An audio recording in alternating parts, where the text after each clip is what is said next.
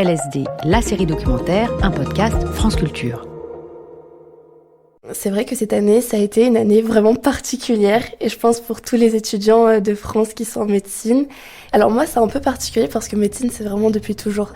Dès qu'il fallait jouer au médecin, j'étais vraiment celle qui voulait être le médecin et qui prenait le pouls avec tout ce qu'il fallait, tous les instruments. Je regardais une émission sur la médecine ou juste des séries, Grey's Anatomy par exemple, ou Dr Queen ou plein de choses comme ça. Enfin vraiment j'étais passionnée. Je disais toujours je veux faire chirurgienne. Mais au fur et à mesure on change un peu et c'est vrai que finalement je veux plus trop faire chirurgienne parce que je me suis découvert un peu une passion pour odontologie, pour dentaire. Maya, prénom de substitution, étudiante en première année de médecine. Cette année-là c'est hyper difficile. J'arrivais pas à me dire il faut que je sorte de chez moi pour faire autre chose et décompresser. Enfin, à un moment donné, on est tellement dans ce truc de faut que je travaille que dès qu'on fait autre chose, on culpabilise. Le samedi, je faisais que 11h et le lendemain, je faisais 8h parce que aussi j'avais besoin de voir un peu mon copain. Quand même, faut essayer de pas non plus s'enfermer et de rester toute seule comme ça. Mais c'est vrai que mes amis, je les voyais très très peu. Et puis au deuxième semestre, d'ailleurs, j'ai décidé d'instaurer ça parce que j'en avais besoin. Je faisais mes 12 heures et après, le soir, c'était ma petite série, un épisode avec ma sœur. J'étais obligée. Toute la famille s'est un peu mis autour de moi pour m'aider et ça, c'était vraiment hyper bien. Enfin, c'était super de leur part parce que j'ai beaucoup d'amis qui vivaient tout seuls et ça, je sais qu'en passe, c'est vraiment extrêmement dur. Et donc moi, j'ai eu beaucoup de chance d'être avec mes parents et de pouvoir ne pas me faire à manger, qu'on me fasse aussi mes lessives. Et quand j'avais besoin, c'était QCM sous la douche, enfin c'était vraiment quelque chose. Et oui, et aussi on a tous un petit truc aussi au niveau alimentaire. Moi je sais qu'à chaque repas, ça midi ou ça, c'est vraiment pas bien, mais je prenais une danette au chocolat. C'était vraiment mon petit remontant de tout le temps. C'était, j'avais besoin de ma danette tous les jours. La fabrique des médecins, auscultation d'une pratique d'hier à aujourd'hui. Juliette Boutillier, Marie-Laure Ciboulet. Moi aussi, durant ma première année, eus besoin de réconfort. Souvenir d'avoir collé sur le mur de ma minuscule chambre de CTU le poster kitsch d'une île tropicale pour crever l'horizon et pallier l'immense solitude imposée par ces études. 4 décennies plus tard, ma première année du cycle d'études médicales PCEM1 devient première année commune aux études de santé, PACES, aujourd'hui réformée en PASS, Parcours spécifique accès santé ou LAS, licence avec option accès santé. Quels sont les mécanismes, les apprentissages qui mènent un étudiant à devenir peu à peu médecin ? Comment apprend-on aujourd'hui en France un savoir-être, un savoir-faire ? De qui, par quoi et où ? Jusqu'où une pédagogie conditionne-t-elle les médecins de demain et pense-t-elle leur socialisation ? Remettre mes pieds sur le chemin de l'université, dans les amphithéâtres où sont dispensées de nouvelles pédagogies, dans les couloirs des hôpitaux pour recevoir les expériences vécues ou réfléchies, afin de sonder cet apprentissage des premiers cours aux premiers gestes, simulés ou réels, sur le terrain, jusqu'à l'installation ou non dans un métier. Pour moi, c'était un métier qu'on faisait suite à un bac S. Quand on avait eu 18 de moyenne, on pouvait peut-être tenter le concours, quoi. C'était pas une option dans ma tête. Je ne pouvais même pas prétendre à ces études-là. Lucie, étudiante en reconversion, inscrite en première année de médecine. À l'époque, j'avais un bac L. J'étais en sciences sociales, donc rien à voir. Et pendant les mouvements sociaux de 2016, j'ai rencontré des copines infirmières avec qui on s'est liés très fort d'amitié. Elles n'arrêtaient pas de me soutenir dans tous mes projets de vie, etc. Et quand je leur ai parlé un peu de mon service civique au planning familial, du fait que je trouvais le métier de sage-femme trop chouette et que dans une autre vie, si j'avais fait un bac S, j'aurais aimé faire ce métier. Elles m'ont regardée, elles m'ont dit « mais fais-le, qu'est-ce qui t'en empêche ?» Et de là, j'ai dit « ok, je vais trouver un moyen ». Et donc, je me suis inscrite en DU pour avoir un niveau en sciences qui me permettait d'entrer dans la première année. Donc je me retrouve à candidater partout, c'est-à-dire dans toutes les facs d'Île-de-France et dans toutes les facs les moins choisies de France. Et il n'y a que ma fac qui m'a prise. Et donc dans cette fac, il y a le tutorat qui propose une pré-rentrée. Ah, ça se passe bien ? Ouais. Ouais ? Tu connais pas du tout là, le tutorat ? Non. Extrait du film Première année de Thomas Lilti, qui ont fini leur P1 et puis qui décident d'aider les P1. sorti en 2018. Et du coup, ils prennent de leur temps pour t'aider, tout simplement, au cours de l'année, pour que tu réussisses. D'accord. Donc on va te proposer des concours blancs, des fiches, des cols. Et puis là, par exemple, le stage de pré-rentrée. Tu l'as fait le stage de pré-rentrée ? En août, là, avant de commencer. On est mi-septembre, là, déjà. Non ? Ouais, on commence en août, en fait, l'année, en vrai. T'es au courant, quand même, hein. Vous êtes 2000, il y en a 300 qui sont pris, hein.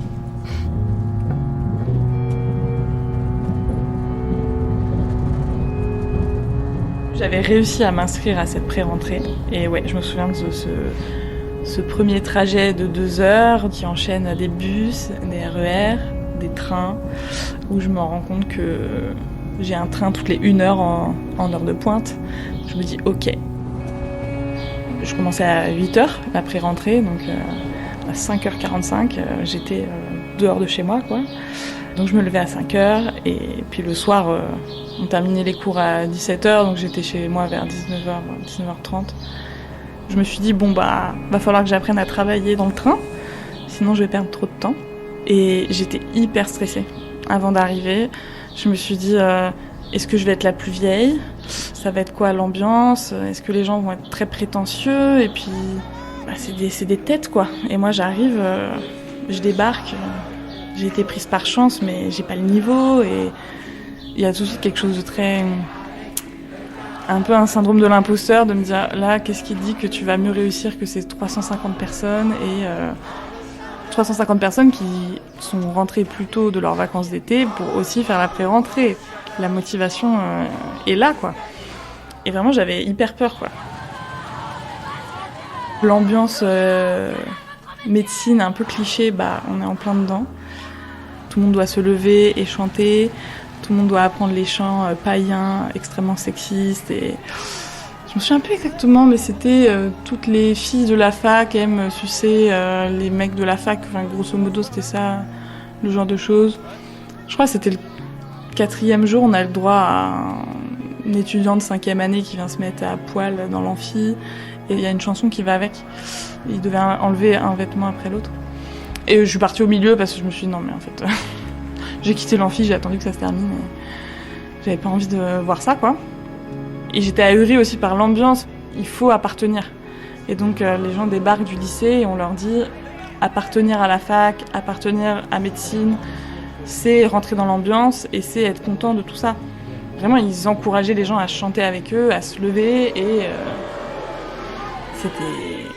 c'est toute une ambiance, quoi.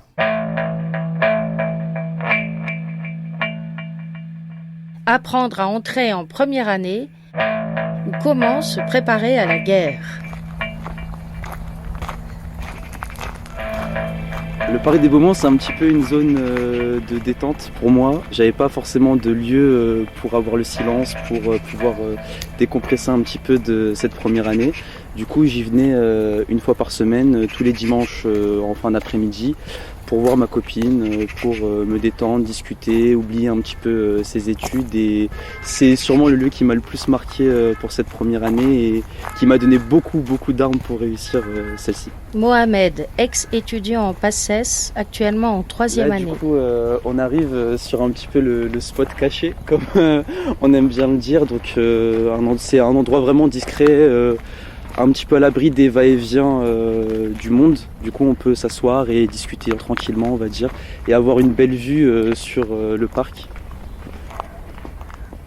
Le plus dur, on peut dire que c'était cette première année. C'était des moments où on pouvait vraiment pas se voir.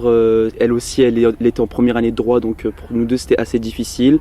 Et juste le fait de se voir une fois par semaine, c'était très dur. Mais pour cette première année, c'est hyper important d'être discipliné, d'avoir un programme précis. On savait qu'il fallait se donner des tâches à faire toute la semaine.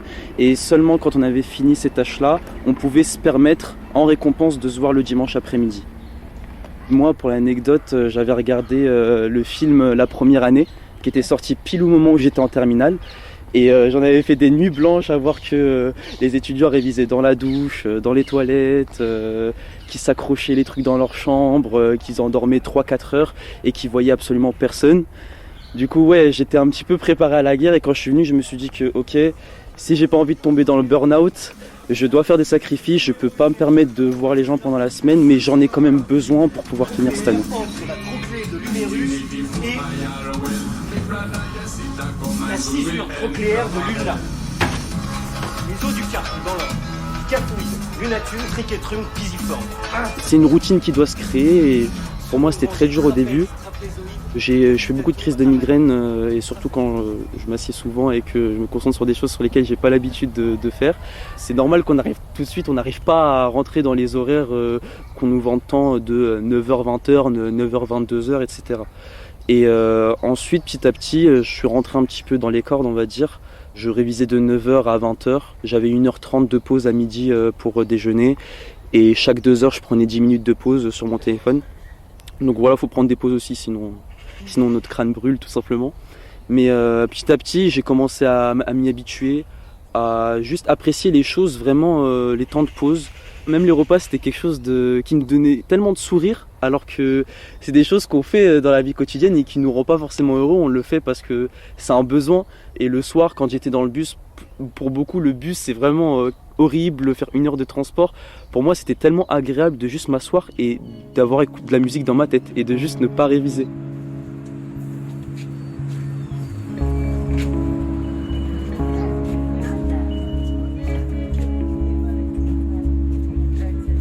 Je révise mes souvenirs.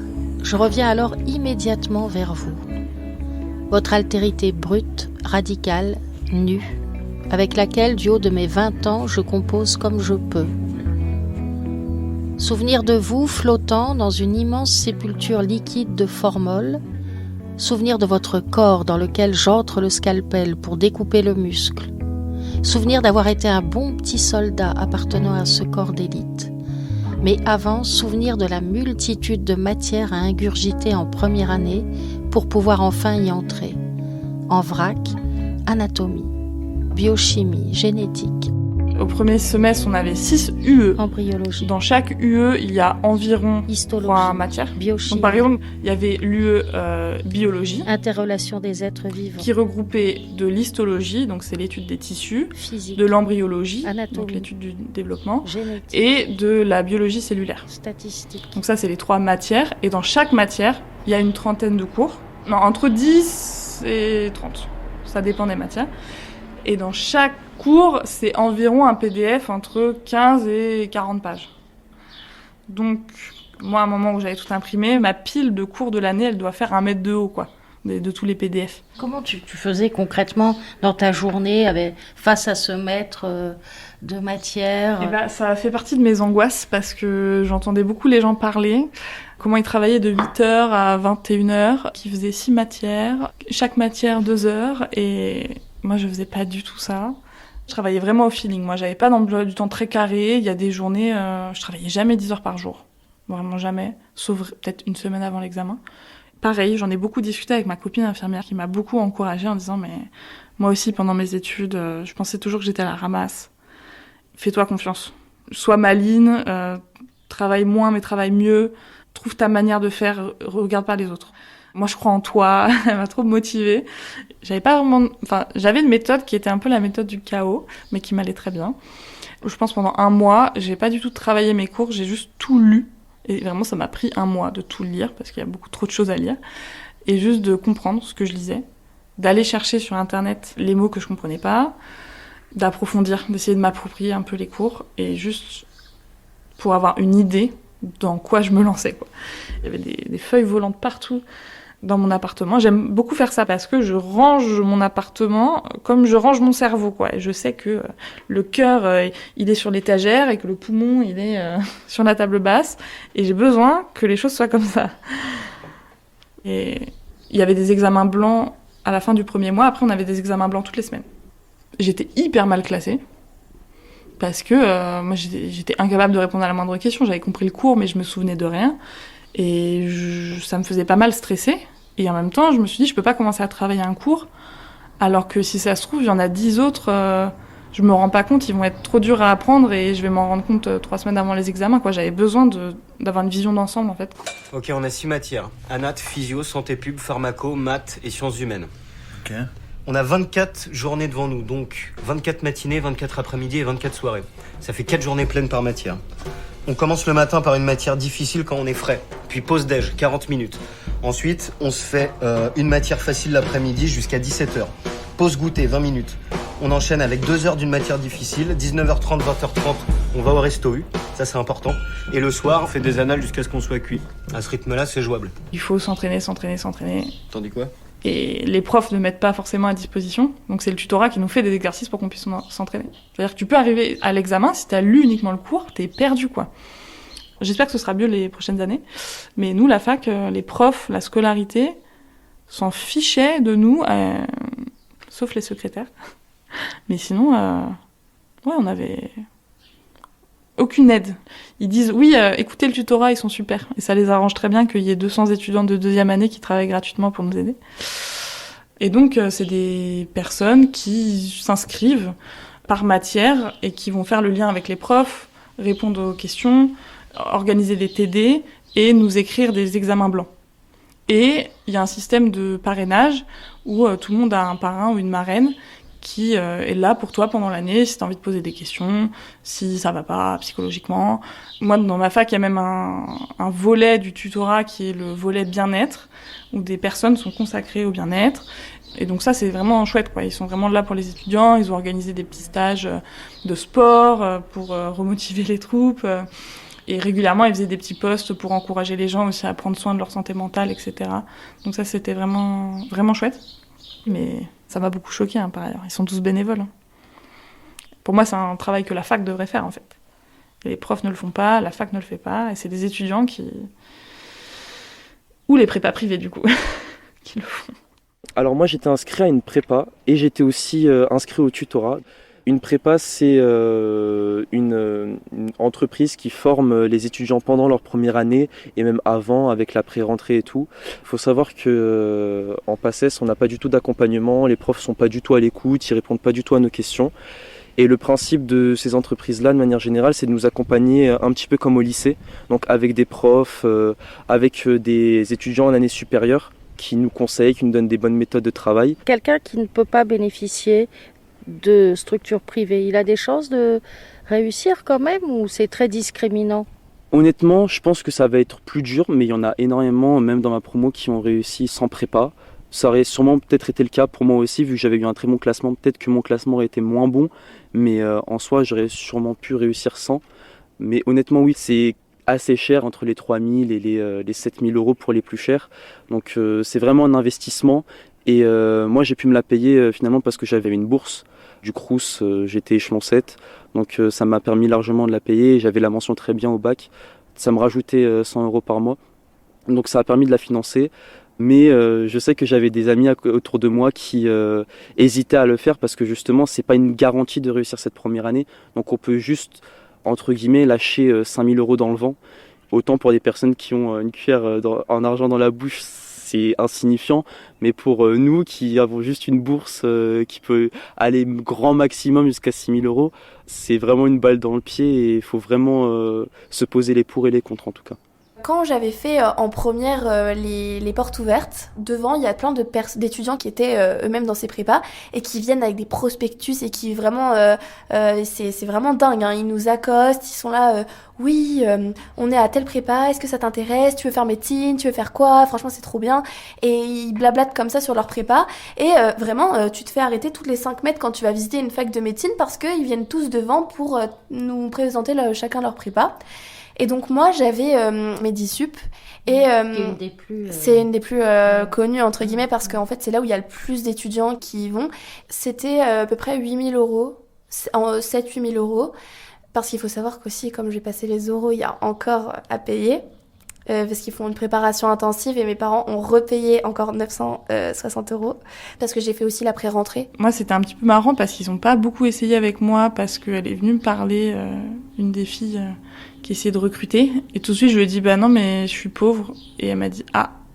Et elle m'a regardée de haut en bas et elle m'a laissé partir. Et donc, ça a été assez vite fait. Mais du coup, les personnes qui n'étaient pas forcément très au courant et qui savaient pas trop ce que c'était les prépas privés. Alors là, ça a été du racolage. Vraiment, ils disaient non, mais tu vas jamais réussir ton année. Les gens sont venus un peu presque en pleurant dans l'amphi pour demander aux tuteurs c'était quoi ces histoires. On leur disait le tutorat, ils font rater les années. Si tu nous payes pas, tu vas jamais t'en sortir, quoi. Et pendant tout le semestre derrière, les profs devaient régulièrement vérifier les cartes étudiantes pour vérifier que les prépas privés ne s'infiltraient pas dans la fac. Parce que du coup, ils essaient de s'infiltrer dans la fac pour suivre les cours, pour voler les cours des profs, sachant que c'est quand même 7 000 € l'année, une prépa privée. Et à l'examen, on n'avait pas le droit de garder nos brouillons parce que les gens de la prépa viennent racketter presque les personnes qui viennent passer les examens pour récupérer leurs brouillons. Et même le tutorat a fait une publication en disant « Le jour de l'examen, concentrez-vous sur votre examen, ne perdez pas du temps à noter des questions ». Et en fait, là, j'ai compris que les prépas privés mettaient la pression à des étudiants en disant « Note les questions qui tombent pendant les examens, sinon, je pense un peu avec du chantage de « On ne va pas t'aider au second semestre ». Quoi. Et du coup, des personnes qui se disaient « Ah, je vais pas pouvoir faire mon examen, il faut que je prenne des notes pour la prépa ». Quoi. Enfin, vraiment une ambiance très particulière. Un peu mafieuse, quoi. Enfin, c'était vraiment une ambiance très bizarre. Et moi, je connaissais pas du tout toutes ces prépas et il fallait des fois se cacher, se battre pour les esquiver, quoi. Le tableau périodique des éléments. Écrire des équations de physique nucléaire, beaucoup de choses à retenir, très peu de temps. Donc, retenir la deuxième ligne de la classification périodique. L-I-B-E-B-C-N-O-F. Lily baisa bien chez notre oncle Fernand Nestor. Retenir l'ordre des priorités des atomes. Iode supérieur à brome, supérieur au chlore, supérieur au soufre, supérieur au phosphore, supérieur au fluor, supérieur à l'oxygène, supérieur à l'azote, supérieur au carbone, supérieur à l'hydrogène. Isabelle branle Claude sans penser forcément à l'orgasme non contrôlé. Ha. H-A. Il y a beaucoup de cours qui ont rien à voir. Si c'est forcément un petit peu lié, mais qui ont presque rien à voir avec les études de médecine. J'avais éléments maths, des mathématiques pures et dures. Même en chimie, il y a de la chimie organique qui peut être intéressant pour les personnes qui vont faire pharmacie, par exemple, mais où vraiment on te dessine des molécules, on te dit avec quoi ça réagit, et il faut être capable de dessiner la molécule qui va résulter de la réaction, quoi.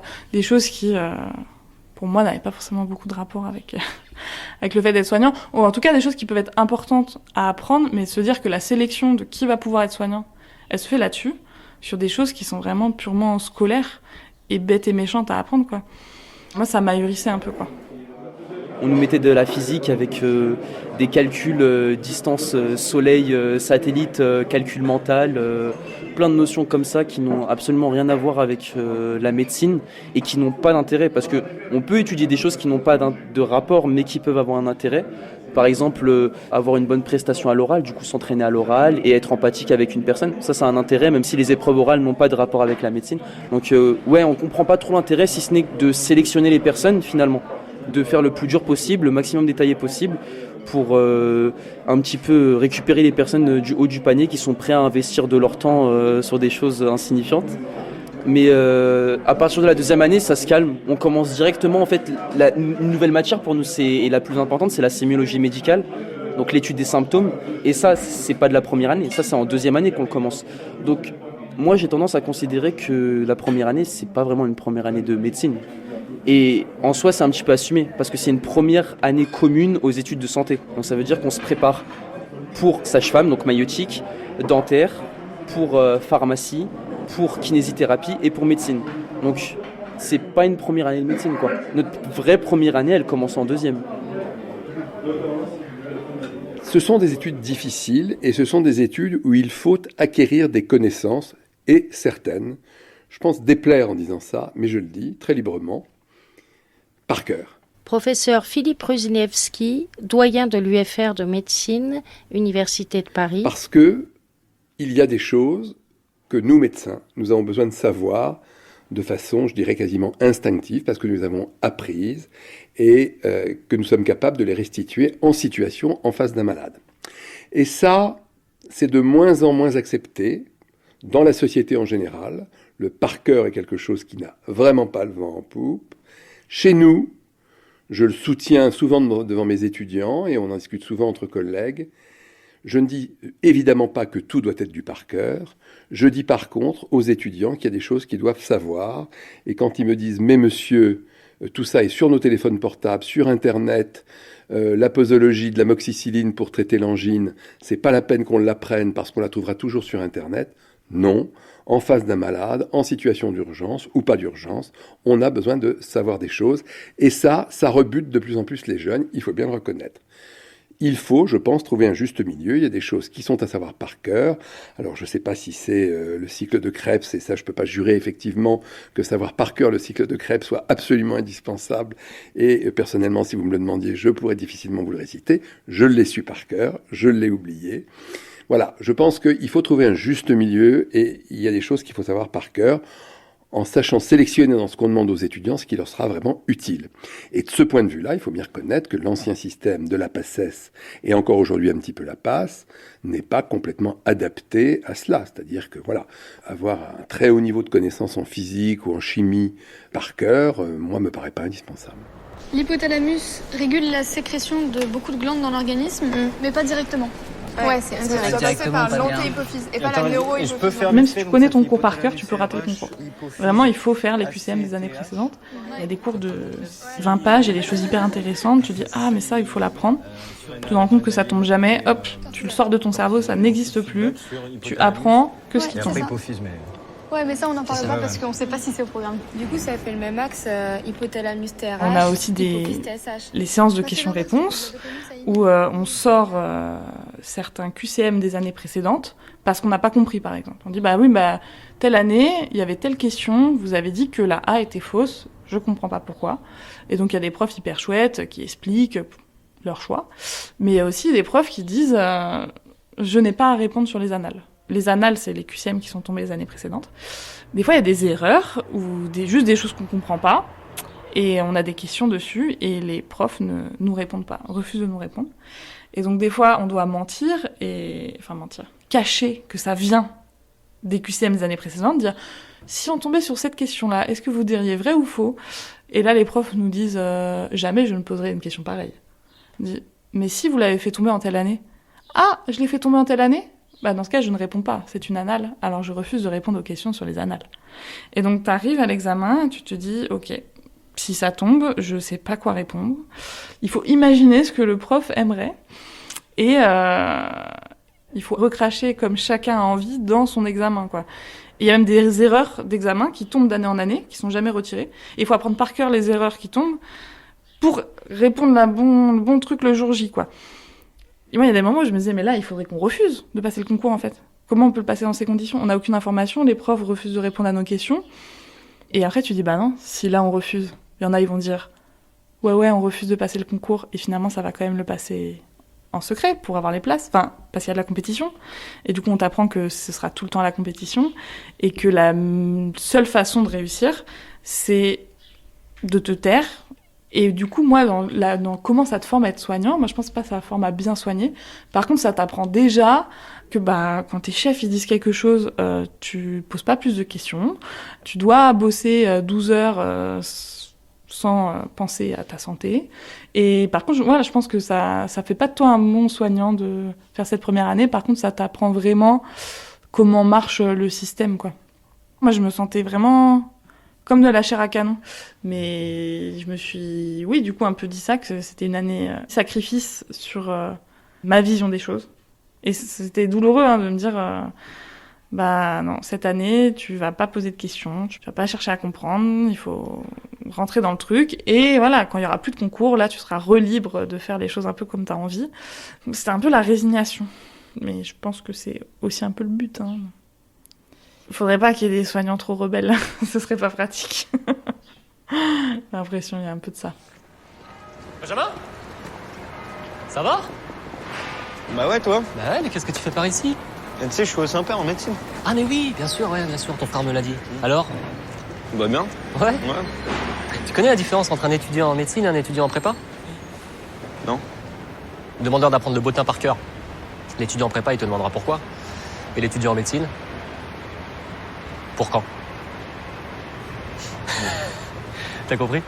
Effectivement, moi j'ai vu des gens apprendre des annales par cœur sans comprendre ce qu'ils apprenaient, d'apprendre même des fausses réponses de QCM parce que c'est la réponse elle est comme ça dans les annales et qu'on se pose pas de questions, et que la finalité de l'examen ou du concours c'est d'avoir le plus de QCM bons pour passer à l'année supérieure. Frédéric Broisin-Doutaz, urgentiste en hôpital périphérique. De mon temps, pour faire un peu ringarde, il y avait des cas cliniques rédactionnels, c'est-à-dire qu'on vous posait un cas clinique et il fallait faire une question rédactionnelle. Je pense que on est dans un système où aussi il y a peut-être plus le temps de lire des questions rédactionnelles et de les corriger, et que peut-être qu'on trouve que les QCM, étant donné que c'est oui ou non, il n'y a pas le côté je lis, c'est mal écrit, il y a des fautes d'orthographe, il y a un biais de lecture et de jury. Un QCM, c'est des feuilles, on les met dans une machine qui donne la note, donc c'est quand même bien plus pratique.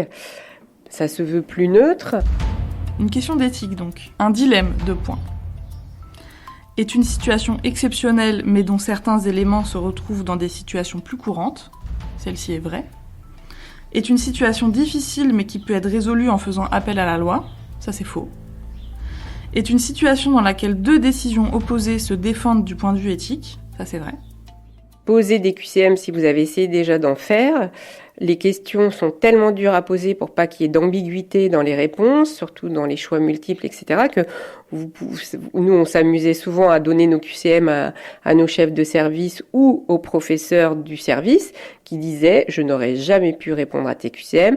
Là, on dit « oui, mais ». Donc, il n'y avait jamais aucun QCM où tout le monde était d'accord pour s'accorder les réponses. Est une situation de malaise due au burn-out émotionnel, ça c'est faux.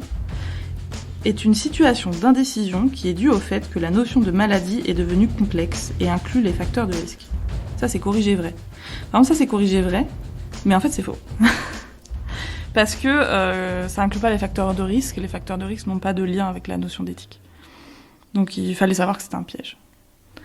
Et sachant qu'en fonction des profs, il y a certains profs qui considèrent que tout ce qui n'est pas vrai est faux, et il y en a qui considèrent que tant que c'est pas explicitement faux, on considère que c'est vrai. Je pense que ça demande un temps infini de faire un bon QCM, en ayant éventuellement pensé à toutes les réponses possibles, faire attention aux négations, à la phrase affirmative, négative, etc. Et que je pense que c'est pareil, il doit manquer de temps pour que les gens qui font les examens fassent les QCM. Moi, j'ai eu quelqu'un qui s'occupe des externes à la fac de médecine. À la scolarité, il devrait être 11. Ils sont 4, donc c'est sûr que ça pénalise les examens, les dossiers d'examen, les corrections, les délais de correction, etc. À la question « La médecine aurait-elle été une vocation ?» La réponse est faux. Par contre, vrai le fait qu'en terminale, je rêvais d'être pédopsychiatre. Cette discipline ne peut-elle s'exercer qu'après des études de médecine ? La réponse est vraie. Existait-il des prépas privés, des cours de sciences sociales à mon époque ? Faux. Piège, stratégie, docimologie, sélection, élitisme, sacrifice, vocation. Ces termes appartiennent-ils au vocabulaire médical ? Vrai. Ces termes appartiennent-ils au vocabulaire martial ? Vrai. Encore une fois, je ne suis pas un grand amoureux du QCM non plus. Il faut lui reconnaître une certaine facilité quand on a des milliers d'étudiants à évaluer. Il est sûr que le QCM est une solution probablement plus simple que la question rédactionnelle. Et d'ailleurs, je pense que tout le monde s'en accommode pas mal, les étudiants aussi. Cette fameuse passe, c'est sûr que c'est très loin d'être parfait. Et moi, je suis pas très fanatique de ce système.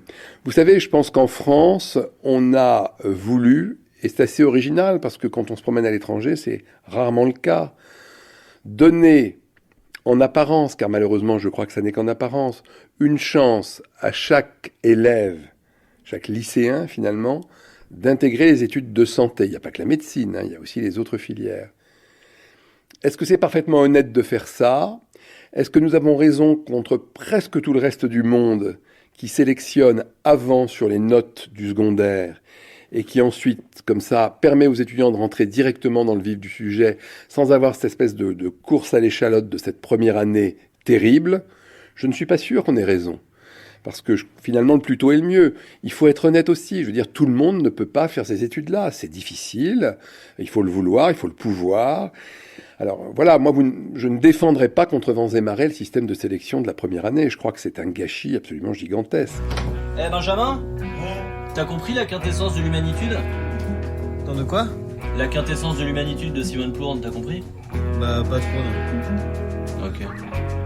On nous parle beaucoup de la relation patient-soignant. Avant, c'était une relation très paternaliste où un patient allait chez son médecin et c'était vraiment on l'écoute, c'est un peu c'est lui qui a réponse à tout, c'est le médecin qu'il faut écouter et point barre.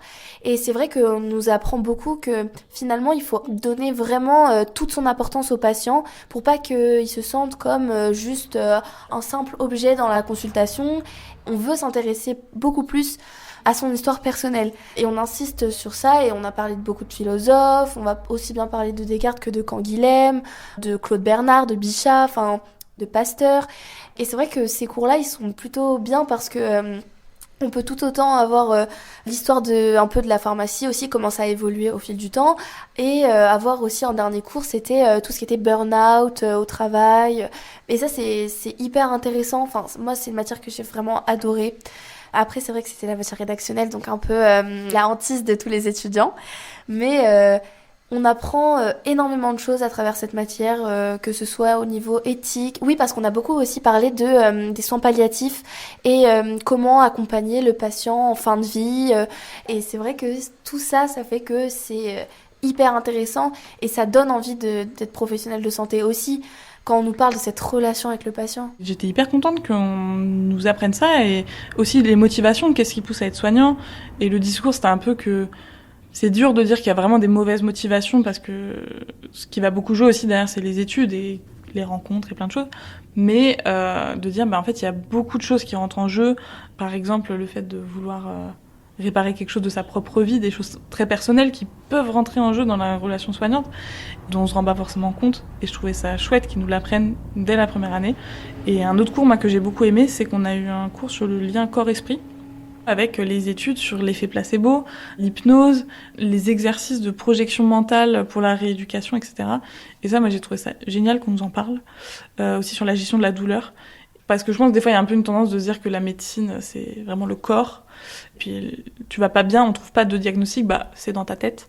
Et en fait, de dire que c'est pas parce que c'est dans la tête que ça n'existe pas et qu'en fait, la tête, elle a beaucoup de pouvoir et il se passe plein de choses. Et de réhabiliter aussi l'esprit et du fait que c'est un tout et que bien soigner une plaie mais mal parler à quelqu'un, en fait, c'est pas forcément bien soigner, que bien soigner, c'est aussi bien traiter les gens et que vraiment, hormonalement, physiologiquement, ça change quelque chose.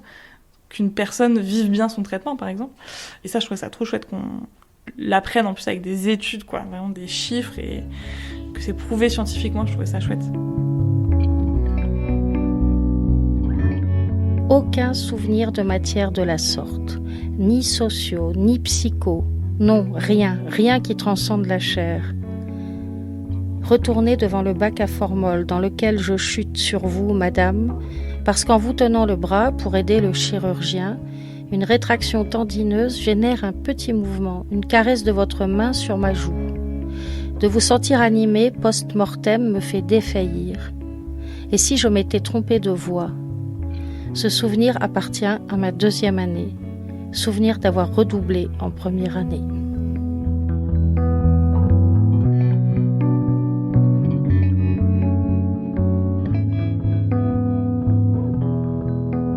Il y a maintenant 2 grandes voies d'accès. La PASS, c'est-à-dire la première année d'études de santé, qui est commune à la médecine, à la pharmacie, à l'odontologie et à la maïeutique, c'est-à-dire aux études des sages-femmes. Et puis les licences d'accès santé, ou LAS, où là les étudiants vont apprendre des matières dans une licence qui peut être extrêmement variable, depuis la biologie, la physique, l'informatique, mais aussi la psychologie ou même des langues étrangères. Mais ils doivent en même temps acquérir des connaissances dans une mineure, dite mineure santé, et valider les enseignements distanciels de cette mineure santé. Et c'est lorsqu'ils ont à la fois validé leur enseignement de licence et la mineure santé, ceci à différents niveaux. Ceci peut se passer en première année de licence pour des étudiants qui sont allés directement après le bac vers ces licences d'accès santé, ou en seconde année de licence, voire en 3e année de licence pour des étudiants qui viennent de la première année de LAS ou bien qui ont échoué à la PASS. rejoindre éventuellement l'enseignement de l'UFR de médecine. Alors on me dit qu'aujourd'hui il est plus possible de redoubler, monsieur le doyen.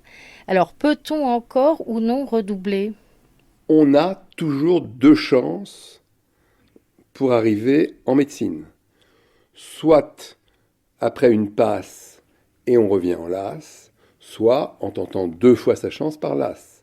Finalement, ce que cette réforme a voulu éviter, c'est le redoublement d'une première année de ce qui à l'époque s'appelait en fait la PACES, qui est l'ancêtre de la passe, et qui finalement mettait les gens en situation d'échec dans beaucoup trop de cas. Donc on s'est dit, arrêtons de faire redoubler ces jeunes. S'ils échouent à la passe, alors qu'ils aillent vers un parcours licence qui les enrichira et qui leur permettra de revenir vers les études médicales.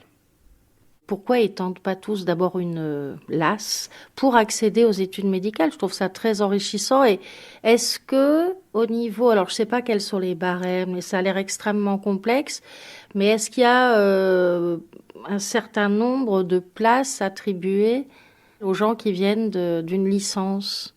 Il est souhaité qu'à terme, 50-50. Autrement dit, sur 10 étudiants qui seront en seconde année de médecine, 5 viennent de la PASS, 5 viennent de la LAS. On en est encore très loin et nous sommes obligés, pour le moment, parce que le dispositif n'est pas encore ni très bien connu ni très bien compris, de solliciter des dérogations, toutes les facultés de médecine le font, pour basculer des places de LAS vers la PASS, parce que toutes les places de LAS ne sont pas occupées. Je pense, et c'est en réflexion actuellement, qu'il est possible qu'à terme, on simplifie le dispositif, qui est quand même très complexe, je vous l'accorde, et qu'on fasse finalement un petit peu à l'américaine, une forme de bachelor, de 3 années d'études supérieures, variées, pendant lesquelles on pourrait demander aux étudiants de s'intéresser un petit peu à la santé, et de les faire arriver, à ce moment-là, vers les études de médecine, avec un bachelor, c'est-à-dire 3 années d'études supérieures. Et à ce moment-là, je pense que le système serait un petit peu plus simple et mieux compris. L'objectif, c'est d'essayer de diversifier les profils. Je vois pas en quoi et comment exactement ça permet de diversifier les profils. Je pense que vous avez raison de poser cette question que je me pose souvent. Diversifie-t-on vraiment les profils ? Oui, si la réforme est vraiment appliquée dans son esprit. C'est-à-dire si, par exemple, elle permet d'accueillir en médecine, après une licence complète, et quelquefois dans une thématique éloignée de la santé directement, le problème, c'est que, en réalité, la stratégie des étudiants n'est pas celle-là. La stratégie des étudiants, c'est de rentrer en médecine le plus vite possible, et donc, souvent, après 1 année de LAS, quelquefois 2 années de LAS, rarement plus. Donc, ceci ne permet pas, de mon point de vue, une vraie diversification des profils. Je crois qu'il ne faut pas non plus caricaturer en disant, si on ne prenait que des gens qui viennent de sciences humaines ou qui viennent de je sais pas moi, de linguistique, on aurait des médecins beaucoup plus ouverts sur les... Non, je crois que c'est un petit peu caricatural de dire ça. On peut être un excellent médecin, finalement, ouvert sur l'autre et sur ses patients, quelle que soit, de mon point de vue, l'origine qu'on a et les études antérieures qu'on a pu faire. Donc maintenant, l'idée, c'est que une fois qu'on a le bac et qu'on s'inscrit par Parcoursup, on peut aller soit en PASS, soit en LAS. Et du coup, c'est pas exactement le même concours. Moi, dans ma fac, ils avaient les mêmes cours que nous, mais pas autant de matières. Pour donner une idée, moi, j'ai été classée en médecine 130 avec presque 16 de moyenne, alors qu'en LAS, il suffisait d'avoir 10 pour être pris, quoi. Et donc vraiment, ça crée un sentiment d'injustice quand il y a des personnes, je pense, si t'as moins de 14, je suis vraiment pas sûre que tu sois pris nulle part au concours. Alors que tu dis, une personne en LAS, il suffit d'avoir 10. Et du coup, ça crée un peu de la rancœur. Et pourquoi tout le monde ne va pas en LAS alors ? Pourquoi s'embêter à aller en PASS ? Alors, moi, je suis pas sûre d'avoir la réponse, je peux émettre des hypothèses. Je pense qu'il y a certaines facs où c'est ce qu'ils aimeraient faire à terme. Mais il y a aussi beaucoup de gens qui sont extrêmement contre parce que la première année de médecine, c'est l'élite, elle est iconique. Même les personnes qui ne sont pas passées par là, tout le monde connaît cette première année. Et il y a un peu cette idée que ce serait, je pense, brader la médecine que de laisser n'importe quelle licence accéder à ces études-là. Et du coup, je pense qu'il y a un peu cette idée-là garder quelque chose de très prestigieux à cette première année de sacrifice. J'ai l'impression que c'est beaucoup lié à ça.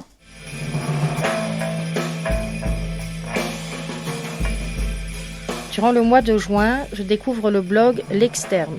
À la date du 18 janvier 2018, je lis les études médicales en franchouillardie. Médecin, c'est mieux que sage-femme. Ophtalmologue, c'est mieux que cardiologue. Gastro-entérologue, c'est mieux que médecin généraliste. Pourquoi ? Parce que c'est plus dur à avoir au concours. Les gens retiennent peu de nombres dans leur existence. Le numéro de téléphone fixe de leurs parents, leur numéro de sécurité sociale, la date d'anniversaire de leurs enfants. Les médecins en retiennent un autre, leur rang de classement au concours de médecine. 25 ans plus tard, ils vous le diront, je suis arrivée 47e. La fierté dans les yeux, comme s'ils venaient de l'annoncer à leur mère.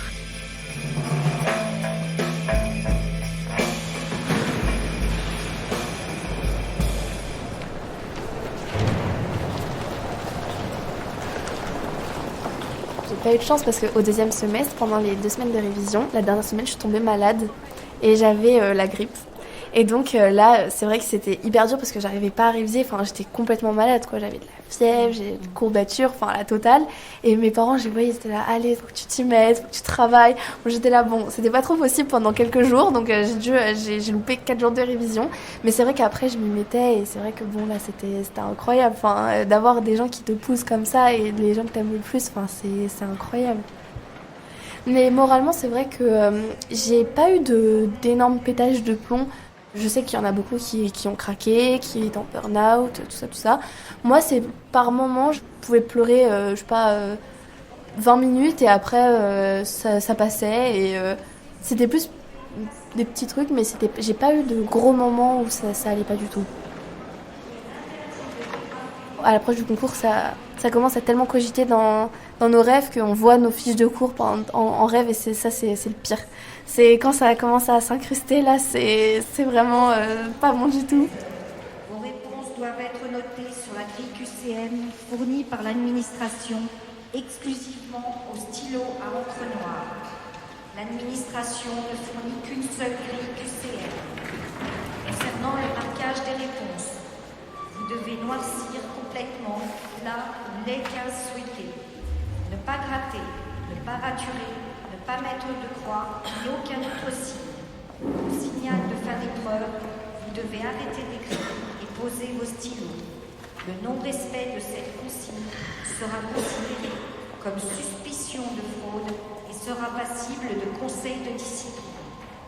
Il est 9h, la distribution des énoncés est terminée. Vous pouvez prendre connaissance de ce que vous avez.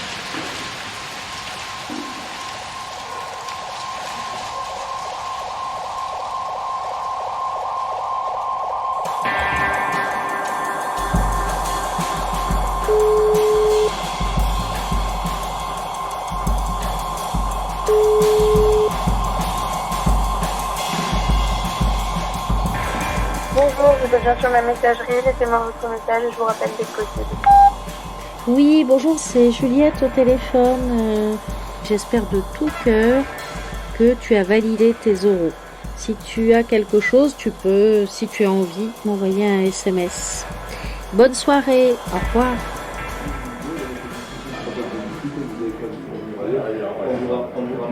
Alors, on peut dire que vous avez réussi, brillamment, vous pouvez le dire.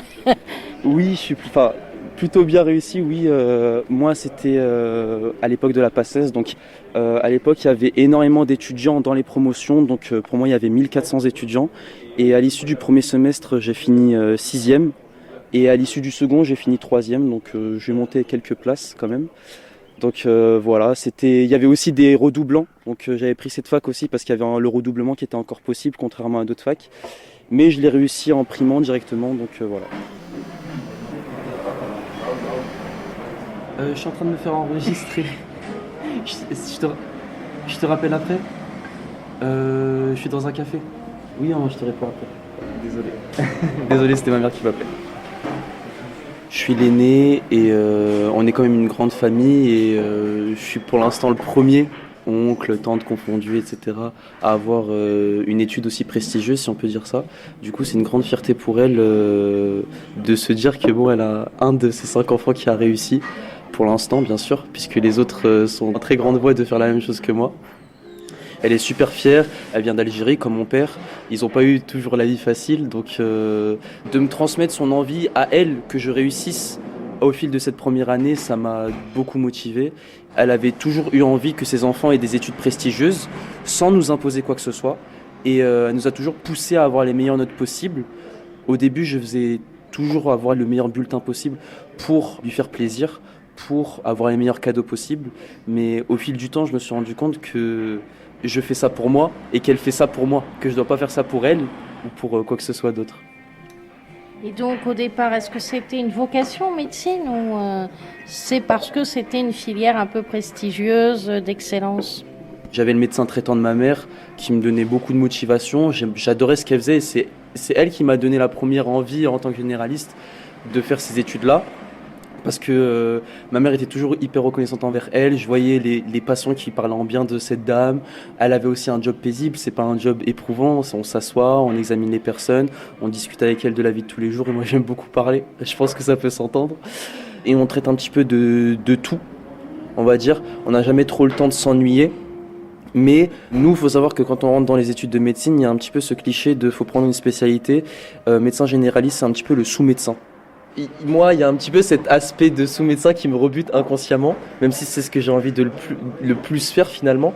Et même le salaire, on sait qu'un médecin spécialiste est bien mieux payé qu'un médecin généraliste. En vrai, toutes les spécialités qui s'exercent dans le milieu public, j'en ai pas envie. Et j'ai envie d'une spécialité de cabinet privé où je peux travailler avec mes propres horaires en libéral, où je peux à la dernière minute changer d'horaire, où je peux m'adapter par rapport aux patients et me prendre des vacances un petit peu quand je veux et avoir le bon salaire qui va avec. C'est ça qui me le tente le plus. Il y a aussi chirurgie, c'était ce sur quoi je voulais le plus aller et ce sur quoi ma mère me voyait le plus aller finalement.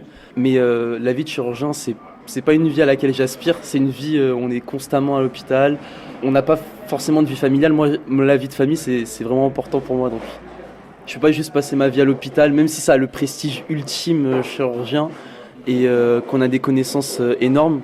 Ça ne m'intéresse pas et c'est une vie trop difficile pour moi.